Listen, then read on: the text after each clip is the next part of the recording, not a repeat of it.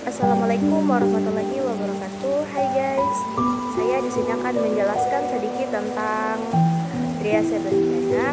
Sebelum saya menjelaskan tentang triase bencana, perkenalkan terlebih dahulu, nama saya Wijeningsih Jafar. Saya mahasiswa keperawatan di Universitas Muhammadiyah Gorontalo. Sebelum saya menjelaskan perihal triase bencana itu sendiri, ada beberapa hal yang perlu kita ketahui bersama. Kira-kira apa sih itu triase? Triase adalah hal yang paling dasar yang harusnya dimiliki anggota tim penanganan bencana. Triase sendiri merupakan suatu teknik penilaian dan mengklasifikasikan tingkat kegawatan korban bencana.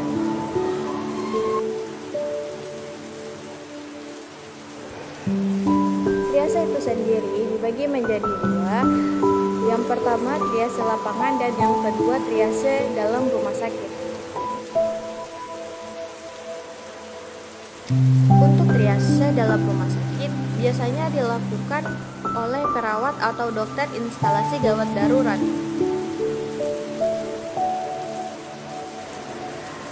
Dan mengenai triase lapangan itu sendiri, harusnya seorang first responder atau yang pertama kali menangani bencana menguasai triase. Pentingnya triase untuk memilih siapa yang harus ditangani lebih awal dan siapa yang terakhir. Pertolongan pertama yang bertugas untuk memilah pasien pada korban musibah misal bencana dengan waktu 30 detik atau kurang berdasarkan 3 pemeriksaan primer, yaitu yang pertama respirasi, yang kedua perfusi atau mengecek nadi radialis dan status mental.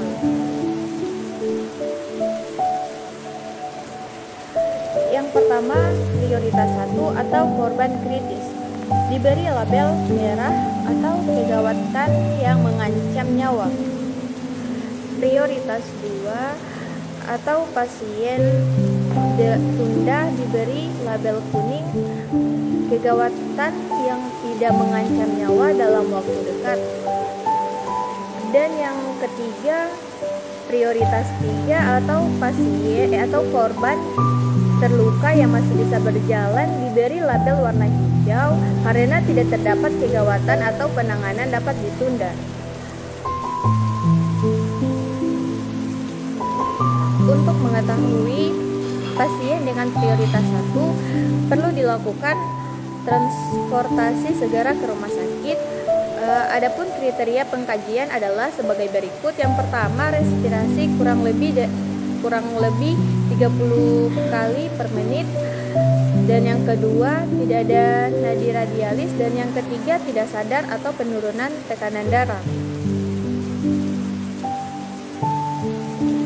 Untuk pasien prioritas 2 itu sendiri, cedera yang tidak mengancam nyawa dan dapat menunggu pada periode tertentu untuk penata laksanaan dan transportasi dengan kriteria sebagai berikut. Yang pertama, respirasi kurang lebih dari 30 kali per menit, dan yang kedua nadi teraba, yang ketiga status mental normal.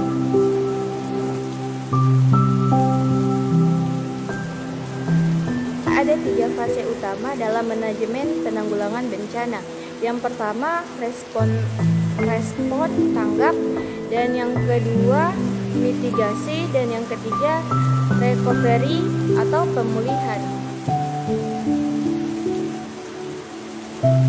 Yang pertama respon atau tanggap. Dalam fase ini dijelaskan bagaimana melakukan tindakan untuk menyelamatkan nyawa korban dan mencegah kerusakan properti untuk menjaga lingkungan saat terjadi bencana. Fase ini merupakan tahap implementasi dari rencana tindakan. Dan yang kedua mitigasi, bagaimana melaksanakan aktivitas yang dapat mengurangi kemungkinan terjadinya bahaya atau resiko dan mengurangi kemungkinan resiko menjadi bencana. Recovery atau pemulihan, tindakan memantau dan membantu masyarakat untuk kembali kepada kondisi semula setelah bencana.